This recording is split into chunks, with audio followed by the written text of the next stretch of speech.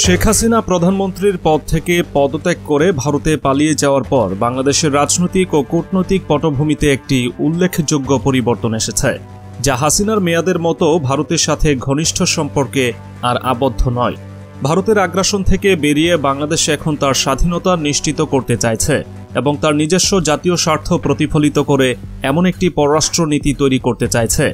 সম্প্রতি বাংলাদেশে এই পরিবর্তনের অংশ হিসেবে বাংলাদেশ ও পাকিস্তানের মধ্যে পারমাণবিক চুক্তির আহ্বান জানিয়েছেন ঢাকা বিশ্ববিদ্যালয়ের অধ্যাপক ডক্টর শহীদুজ্জামান। তার এই প্রস্তাব পাকিস্তানের সাথে সম্পর্ক জোরদার করার আলোচনায় বিশেষ গতি লাভ করেছে এবং এই অঞ্চলে উত্তেজনা ও বিতর্কের সৃষ্টি করেছে। এমন আবহেই এবার নতুন এক সিদ্ধান্ত বাস্তবায়ন করল পাকিস্তান বাংলাদেশ, যা নিয়ে ভারতে ব্যাপক আলোচনার জন্ম দিয়েছে। রীতিমতো ভারতের কপালে পড়েছে চিন্তার ভাঁজ, কারণ 1971 সালের পর প্রথমবারের মতো এবার পাকিস্তানের সঙ্গে সরাসরি বাণিজ্য শুরু করল বাংলাদেশ। পাকিস্তানের করাচি সমুদ্র বন্দর থেকে পণ্যবাহী জাহাজগুলো এতদিন চট্টগ্রাম বন্দরে আসত সিঙ্গাপুর বা শ্রীলঙ্কার কলম্বো বন্দর হয়ে। এখন এসব জাহাজ সরাসরি ভিড়ছে চট্টগ্রামে। বন্দর সংশ্লিষ্ট সূত্র জানিয়েছে, পাকিস্তানের ইউয়ান জিয়াংফা ঝান কন্টেইনার জাহাজ গত রবিবার চট্টগ্রাম বন্দরের বহির্নোঙরে পৌঁছায়। পরদিন বন্দরে নিউমোরিং কন্টেইনার টার্মিনাল NCT-3 জেটিতে এটি ভিড়ে।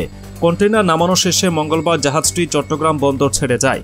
বলা হচ্ছে, বাংলাদেশের নিজেদের নিরাপত্তার জন্য, বিশেষ করে ভারতকে মোকাবেলা করার জন্য পাকিস্তানকে দরকার, পাশাপাশি চীনকেও পাশে দরকার, কারণ মার্কিন যুক্তরাষ্ট্র কোনো নির্ভরযোগ্য অংশীদার নয়, আর ভারত কখনোই বাংলাদেশের নির্ভরযোগ্য অংশীদার ছিল না।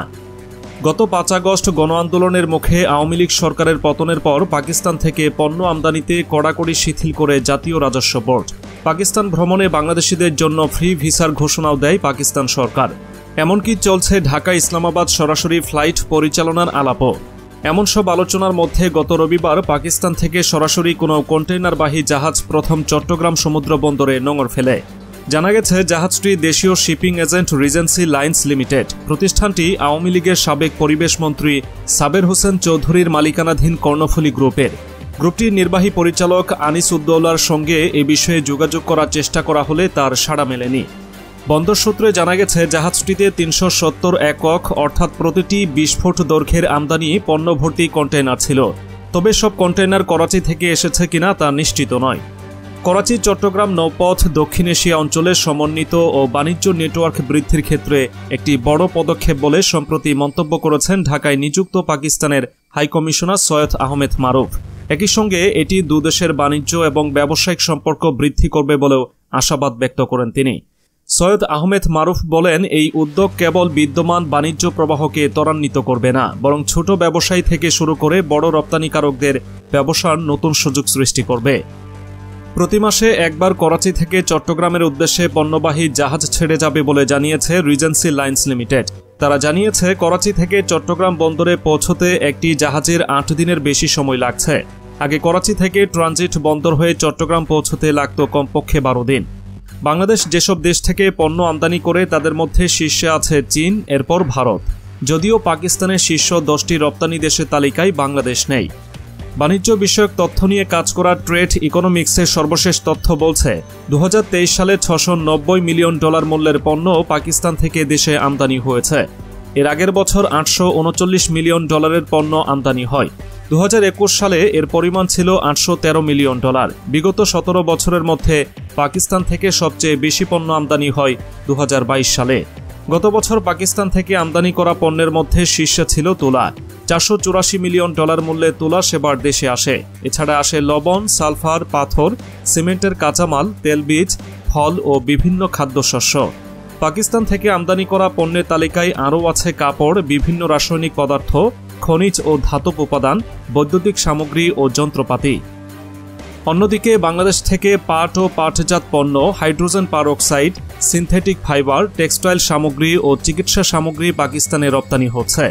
পাকিস্তান সরকারের তথ্য বলছে, 2023 সালে বাংলাদেশ থেকে পাকিস্তানে রপ্তানি হয়েছে $6.33 কোটি বেশি পণ্য, আর পাকিস্তান থেকে আমদানি হয়েছে $65.5 কোটি বেশি পণ্য। এর আগে ঢাকা বিশ্ববিদ্যালয়ের অধ্যাপক শাহিদুজ্জামান একটি সেমিনারে বাংলাদেশের পরমাণু অস্ত্রের প্রসঙ্গ তোলেন।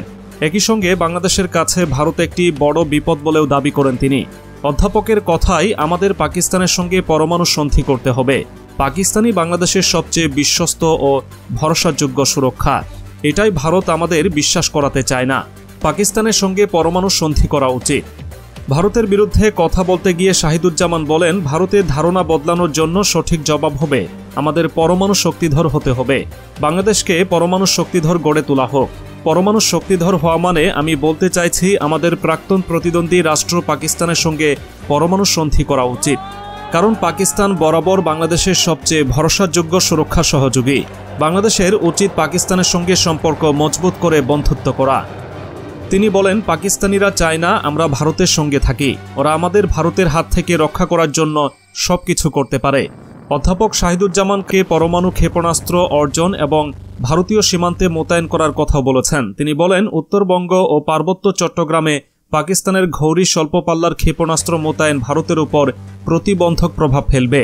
তিনি অভিযোগ করেন, ভারত ও বাংলাদেশের কিছু অংশ দখল করে উত্তর পূর্বাঞ্চলীয় রাজ্যগুলির অংশ বানাতে চায় এবং এটি বন্ধ করতে পরমাণু চুক্তি এবং পাকিস্তানি ক্ষেপণাস্ত্র অর্জনে সহায়তা প্রয়োজন। বিশ্বে পারমাণবিক অস্ত্রধর দেশের সংখ্যা ৯। এর মধ্যে সবচেয়ে বেশি পারমাণবিক অস্ত্র আছে রাশিয়ার কাছে। দ্বিতীয় অবস্থানে আছে যুক্তরাষ্ট্র। ৫০০ পারমাণবিক অস্ত্র নিয়ে তৃতীয় অবস্থানে আছে চীন। ভারতীয় উপমহাদেশে দুই দেশ ভারত ও পাকিস্তানের কাছে খুব বেশি পারমাণবিক অস্ত্র না থাকলেও যা আছে সেটা নিহাত কম না।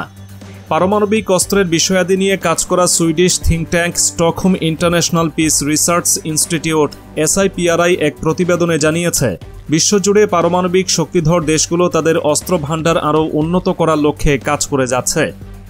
SIPRI এর তথ্য অনুসারে 2024 সালের জানুয়ারি নাগাদ বিশ্বে বর্তমানে 12,121টি পারমাণবিক অস্ত্র আছে বলে জানা গেছে, যার মধ্যে 9,585টি ব্যবহারযোগ্য। এর মধ্যে 3,904টি পারমাণবিক অস্ত্র বিভিন্ন ধরনের যুদ্ধবিমান ও ক্ষেপণাস্ত্র যুক্ত করা আছে, যেগুলো যে কোনো সময় হামলা চালাতে সক্ষম। প্রতিবেদনে বলা হয়েছে, বিশ্বে যে পরিমাণ পারমাণবিক অস্ত্র আছে তার মধ্যে 90% রাশিয়া ও যুক্তরাষ্ট্রের কাছে।